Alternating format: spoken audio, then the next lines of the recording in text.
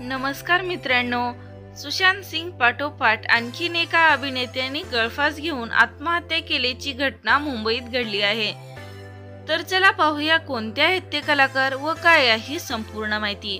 या घटनेने बॉलिवूड आणि टीव्ही कलाकारांमध्ये एकच खळबळ उडाली आहे। अभिनेता समीर शर्मा या त्यांच्या राहत्या घरी मृत्यू झाला आहे। पोलिसांनी याबाबत आत्महत्येचा संशय आहे। मालाड येथील राहत्या घरी मृतदेह पंख्याला लटकलेल्या अवस्थेत आढळला आहे।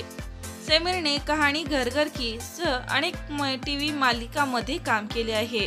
मिळालेल्या माहितीनुसार समीर शर्मा गेल्या काही दिवसांपासून कोणालाच भेटलेला नव्हता।